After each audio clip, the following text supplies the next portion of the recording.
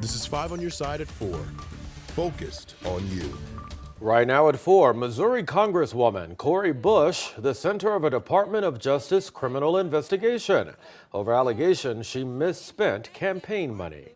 Good afternoon, I'm Brent Solomon. And I'm Kay Quinn. Bush has not been criminally charged. Sources familiar with the investigation say the DOJ is looking into the misspending of funds on personal security. Political editor Mark Maxwell joins us now from the newsroom. Mark, how is the Congresswoman reacting to the investigation? Kay and Brent, good afternoon. First of all, the Congresswoman put out a written statement confirming she's under 3 active investigations at this time. 1 from the Department of Justice, another from the Federal Election Commission, and a 3rd from the House Committee on Ethics. A separate 4th investigation from the Office of Congressional Ethics has already closed her case file and dismissed the underlying complaint. This new revelation about the other 3 investigations started to spill out into public view Monday when the clerk of the House read into the record the existence of that subpoena. That appears to have been a choice by the Republican Speaker to put that out there. Reporters quickly pieced together the rest of the investigation. Bush confirmed it in a brief statement this afternoon, but insisted the feds are only looking into her campaign expenses on security, not her use of government funds. I have endured relentless threats to my physical safety and life. As a rank-and-file member of Congress, I am not entitled to personal protection by the House and instead have used campaign funds as permissible to retain security services. I have not used any federal tax dollars for personal security services. Any reporting that I have used funds for personal security is simply false. So, Mark, all of these expenses are public records. What are you finding digging through those documents? Well, we know that Bush spent more than $750,000 on security since late 2019 from her campaign funds. But in her first full year of doing so, she spent just $54,000. In 2021, that number spiked up to $233,000, peaking at $338,000 in 2022. We tallied it all up. She's now paid her now husband more than $100,000 in expenses labeled either security or wages. Now, federal election law prohibits the use of campaign funds for, quote, personal use, but congressional ethics rules do allow members of Congress to employ their spouses if they're performing a bona fide service for the campaign. That's her argument here. All right, thank you, Mark. Hours ago, the Illinois Board of Elections voted unanimously to keep Donald Trump on the presidential primary ballot. Members discussed a petition that argues Trump is ineligible under the 14th Amendment, which bars anyone who engaged in insurrection or rebellion from holding office. The board said it does not have jurisdiction to remove the former president over the Constitution's insurrection provision. This Republican believes that there was an insurrection on January 6th. There's no doubt in my mind that he manipulated, instigated, aided, and abetted an insurrection on January 6th. However, having said that, it is not my place to rule on that today. So I will say yes to the motion as far as not having jurisdiction to rule on that fact today. The vote means Trump will remain on the ballot for the Illinois primary on March 19th unless the courts get involved. And there's a push to hire more poll workers ahead of the Missouri primary. There's a continued shortage of election workers all over the country. Local election officials now teaming up to recruit people to serve as election judges.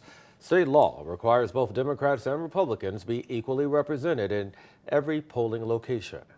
There's a law in Missouri that allows any Missouri registered voter to work as an election judge or a poll worker in any county. So, as you can imagine, the need for Republican poll workers in St. Louis City and St. Louis County is more acute, and the need for Democratic poll workers in St. Charles County is more acute. Maybe you're interested in becoming an election judge. Just look for this story on KSDK.com under the As Seen on TV section. The Missouri primary is March 23rd. We have an update now on a shooting that injured a teen Monday afternoon. Police say a 16-year-old and a 13-year-old boy were walking on Robin Avenue when they heard gunshots. The two began to run, and that's when the older boy realized he'd been shot in the leg. He was taken to a hospital for treatment. The other boy wasn't hurt. Right now, police are still looking for the suspect. Just hours ago, much needed help for people who were forced out of the Heritage House apartments. There was a housing fair at the Hilton Airport today. That's where displaced renters have had temporary housing for a few weeks now. Earlier this month, freezing temperatures caused water pipes to burst, damaging the Midtown apartment building and forcing the owners to have to close for at least a year. One person who lived there tells us how stressful it's all been. Yeah, hopefully I can get some assistance, some help. I mean, that's all I can hope for. I mean, what else can you do? So it's one of them things where damned if you do and you're damned if you don't. Another housing fair will happen tomorrow there at the Hilton Airport from 1 until 8 p.m. All right, after one day of sunshine, the clouds are back. But are we in for another long string of gray weather? Chief Meteorologist Scott Connell in the Weather First Weather Center, please say no. No, I will say no. This is not going to be prolonged gloomy skies like we've seen. In fact, not everywhere is it gloomy right now. It is, of course, in the metro area for most of us, and then going north and going east. But as we look to the south and southwest, we actually do have some sunshine. Cuba's one of the spots where it's been pretty bright during the course of today. Just a few clouds there. It looks a little brighter down towards Hillsborough at Jefferson College as well. And lo and behold, there is the back edge of that thicker cloud cover. It does stretch across Jefferson County right now and out to the west and southwest of St. Louis. You can pretty much tell who has the clouds and who doesn't. Those of us stuck in the clouds barely above 40 degrees. Those with the sunshine, Centerville, Salem, Rolla, above 50. And yes, you can see the back edge of the clouds. Out, still cloudy in Herman, still cloudy around Washington, but that back edge is getting a little closer to us. Tomorrow, we'll be in this weather out to the west of us. So like we saw yesterday, clouds should be moving out.